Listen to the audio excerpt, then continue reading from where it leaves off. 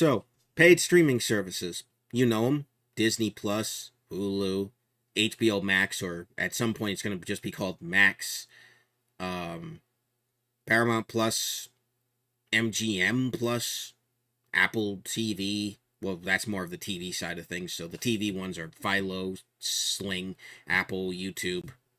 Hulu's got live TV. But the main ones, the ones that are branded by the actual company slash studio, why don't I use them? I've mentioned several times I don't use the paid streaming services. I don't subscribe to any of them. I use the free ones like Tubi and Pluto, but I don't use any of the paid ones. Why is that?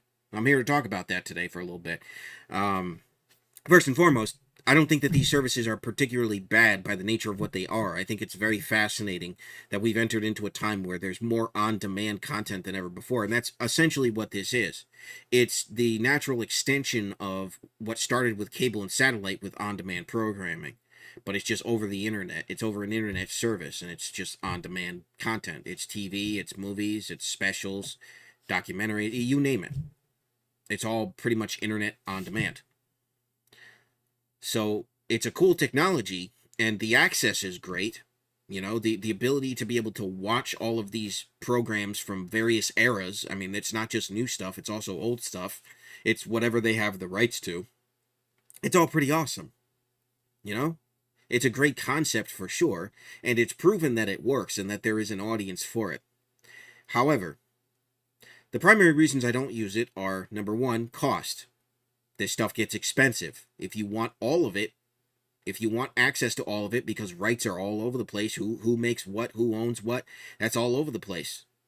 You know, there's no longer just one service like a Netflix that has all of them. And when they started to divest, people were already saying there's going to be massive streaming wars, and there are. But it's not even so much a war so much as they're all struggling with the same problem, which is they can't retain viewership because it's so dang expensive. People watch what they want, they get bored. If there's something new that ends, they get bored because there's never anything that follows up with it that they like. So it's a song and dance of subscribe, unsubscribe, subscribe, unsubscribe, subscribe, unsubscribe. And it's so back and forth for people because it's an expense that people can't always justify, especially in an economy like this. For some people, it's easier to just go. I often tell people just go and get an antenna. A digital antenna today is good. The problem is the programming, which I talked about in my video talking about the over-the-air networks. But I still think it's worth it, especially for what little programming you would watch there. It's essentially free, so long as you've got power and a TV. You know, there's some really good antennas out there. I would highly recommend people look into that for sure for an option. I have some people like, antenna TV, what is this, 1959? No, but it's free television, and it's high-quality television, believe it or not. It's actually HD. So the technology's there, and it's accessible. It's not hard to set up. It's nice. I tried it with one we have. It's very nice. And it's seamless. Some of them even have guide features now. They have digital features because it's a digital antenna system. It's awesome. But all of that aside, and that's another reason I don't use streaming is because I do have an antenna, and I actually still do have cable. And I'm not ashamed of that, by the way. I know people are like, oh, who has cable nowadays? No, I do. And I like it. You got a problem with that? It's expensive, and I kind of want to get rid of it, but it serves the needs of my household. So, another thing is internet content. One thing that Hollywood has not learned, and Hollywood has never recovered from, is the YouTube boom of the 2010s. 2000. I sound like Porky Pig there. YouTube comes along in 2007. It's cool. People use it. Whatever. Once the 2010s hit, major content creation starts to come. Kids don't care about network TV and the TV stars. They care about the YouTubers because they feel like the YouTubers are closer to them than what you see being produced by a major studio. And that's never gone away. That's always stayed. Now, of course, in the modern age, the content creator like myself is being stifled by YouTube because what happened was, for so many years, you had a wide variety of content, and it was the Wild West. As far as regulations were concerned, you could make money doing anything. Pretty much anything that you wanted to do. Any content you wanted to make could be monetized. Nowadays, Advertisers come in, they say, we don't want that. Put some regulations on your creators. And YouTube goes, oh, okay. And that's where we're at. It's all regulation now. It's getting closer to TV with the FCC. In fact, I wouldn't be surprised if the FCC itself was one of the ones who stepped in and said, yeah, you guys, you're getting a lot of traction here. We need to start putting regulations on you, which I am totally against. And everybody, regardless of political or ideological affiliation, everybody should be against that. People like the Wild West of YouTube. As long as people weren't doing things that were illegal and causing actual physical harm, then sure, I'm okay with certain guidelines. You know, certain things shouldn't be monetized. I'm okay with that. However, it's getting absurd, and many of us knew it would get absurd because they have to justify it. So, the side tangent aside, that's another thing that's effectively killed streaming. Although, again, if it's because it's basically dying with regulation, it's kind of forcing people to go back to Hollywood, and they don't want to. They're going back kicking and screaming, and the only place is streaming, really, because television is a ghost town. There's programming that they make that they could put on TV. Some of the stuff is simulcast, and that's the smartest thing you can do is simulcast stuff, because the people who don't subscribe and probably won't subscribe to streaming services, they want to see it too. I'm really upset that King of the Hill isn't being simulcast on Fox and Hulu, because I do not want to pay for Hulu. I don't want Hulu. I don't want any of these streaming services, especially a Disney-owned one. You guys all know how I feel about Disney. I don't want to give them a cent of my money. But I'm okay with watching Hulu. I know you're saying, well, they get the advertising revenue from... whatever. That I don't care about. But I'm not proactively subscribing large amounts of money to them to watch one show. That's a waste to me. It's an absolute waste to me. I'd rather just turn on my TV and see there it is. But it's the way they're choosing to do it. And that's another reason why I don't do it, is because they just ignore the networks that they have, the TV that they have. They don't simulcast stuff like they should. And Disney certainly doesn't. ABC is a ghost town. I made an entire video on ABC itself. If Disney, as a company, going forward wants to succeed, I guarantee you they're going to have to sell ABC and ESPN. And just focus on things that are Disney branded. ABC and ESPN are dead weight at this point. Now, you can say, oh, not ESPN because they've got sports contracts. You know, that's where Disney can get a good majority of its money, is the broadcast from sports contracts. They don't have hardly any, though. The other networks have, like, NBC and Fox have NASCAR. And I know Fox is owned by Disney, at least partially. So they get some revenue from that, but it's not on ESPN. It used to be on ESPN a while ago. Is Xfinity maybe on ESPN or some NASCAR spinoff league? I don't know. But there's hardly anything. There really is. There's no sitcoms. Not even like a Big Bang Theory-esque. And I know it's a horrible example. I hate using it, but it's the most recent that felt the most traditional outside of Last Man Standing. That Big Bang and Last Man Standing felt like the last breath of the Seinfeld, Friends era of sitcoms. Whether they were good or bad. That's the style that they were done in. I love that style, and I want to see it come back so badly. I really do. And I don't know if there's anything in the works. I'm completely blind to what's going on, especially with Disney, but I want that sort of thing back. I don't care who does it. Disney, ABC, NBC, CW, I don't care. As long as we have a traditional sitcom again that can be seen over the air and on streaming, I want it. But I might be asking for a lot. The networks might be like, oh, that's old. People don't care about that anymore. Well, I do. I'm not that old. I'm almost 31. I want to see that sort of content again. I might actually consider your streaming services if that's a thing, but I don't want a streaming service right now. There's no reason for it. There's no good programming other than the old stuff, and there's plenty of other ways that they've made the old stuff available outside of paying for streaming services. If you like something as old as, say, I Love Lucy, there's an entire I Love Lucy channel on Pluto TV. It's great. Carol Burnett Show, entire channel on Pluto and Tubi, and I think even Freevee and the Roku channel. It's pretty great. And then there's all of these networks that play retro TV, like MeTV, Antenna TV, Laugh, My TV. Those are all great, and I hear great things from people about those. It's just I wish they were talked about a little bit more. That's another benefit to Antenna is you get those networks. That's where the programming is. The good programming. It might be stuff you've seen before. Maybe it's something so old you haven't seen it before, but I would still recommend watching it. It's good stuff. Have you ever actually watched I Love Lucy? Or I Dream of Jeannie? Or Green Acres? Petticoat Junction? Have you seen any of these shows? They're very old, but they're very funny and very entertaining. I know I didn't grow up with all of them. Some of them I remember. But they've always been there. And they're entertaining. But they don't make shows in those styles anymore. Oh, that's outdated.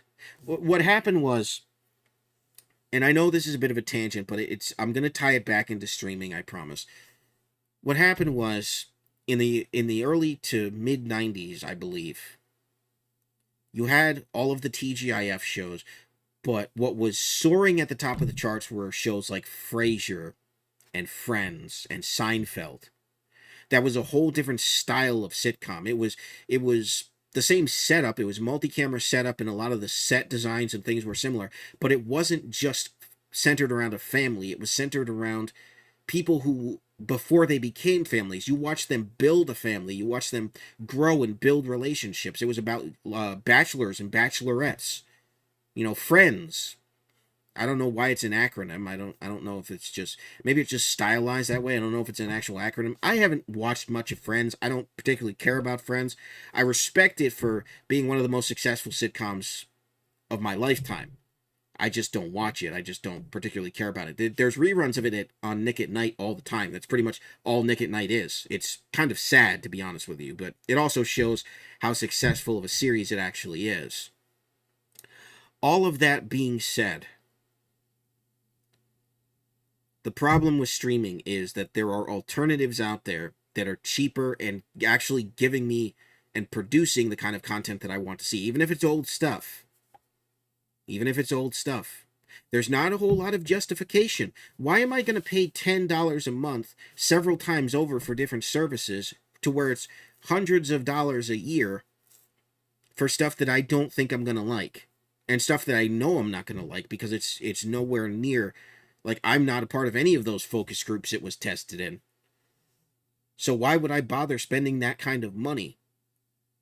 A lot of the content, there was some stupid show about, and I think I mentioned it in the last network video. There's some stupid show that is apparently classified as a sitcom about dating ghosts. Like ghosts from different centuries. But they all talk like modern people, or really, really, really bad impressions of people from those eras.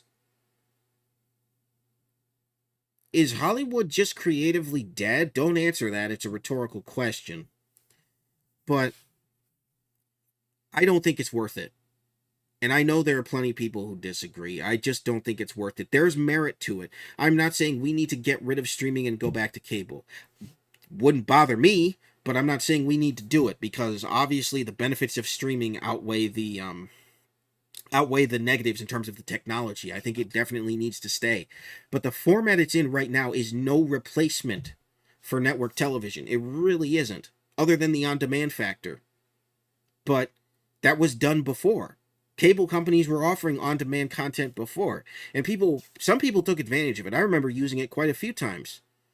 But they've taken that model and they've made it its own entire service. And now they're adding ads. The most egregious thing is the ads. Even recently NBC, their draw to Peacock was that it was free. And they got people flocking in. They're like, oh, no, well, we can't afford this. So now, pay up. And now people are like, no, I don't want to do that. You were free. Your draw was that you were free with ads. We were okay with that. And they're like, no, pay up.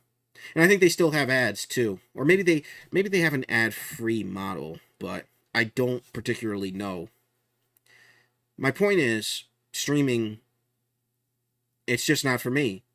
There's nothing in modern Hollywood that is for me as a almost 31-year-old millennial who grew up with specific types of programming and saw a lot of transitional programming. I saw a lot of transitions between eras. I saw it go from Home Improvement to Friends to whatever else. What's interesting was people say that the family sitcom ended with Home Improvement. That's not entirely true.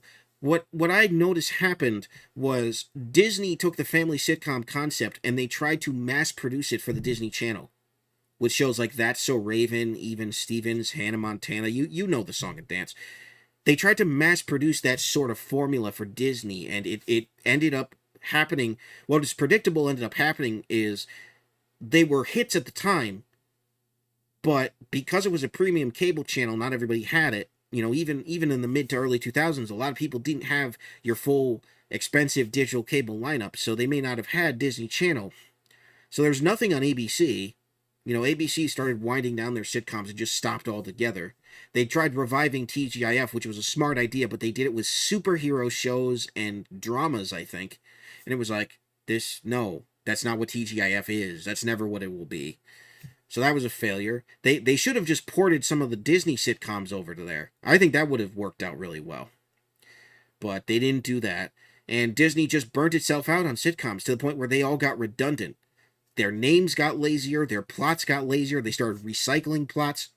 All sorts of rumors about how these child actors and actresses started being treated. It just got bad to the point where you go on Disney now, I don't think there's a single original series, original sitcom. There's original series, there's some cartoons left, like there's one from Povenmire, but I didn't see any sitcoms that I knew of, or at least any new ones.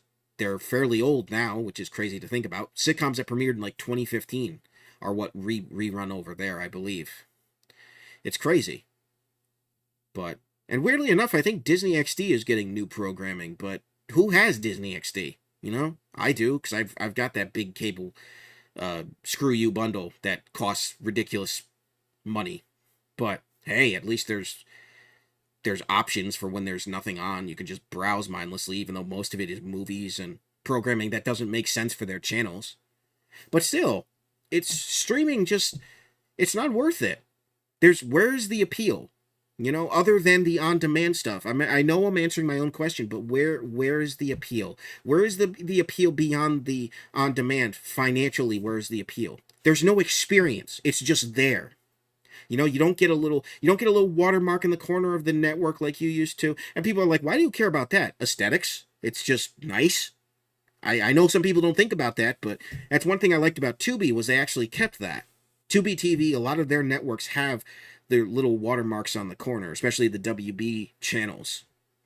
Pluto didn't do that. I think it's a missed opportunity, but I like it. And it's also a copyright measure, so people know if you will rip this show to the internet, we know where you got it from, you know.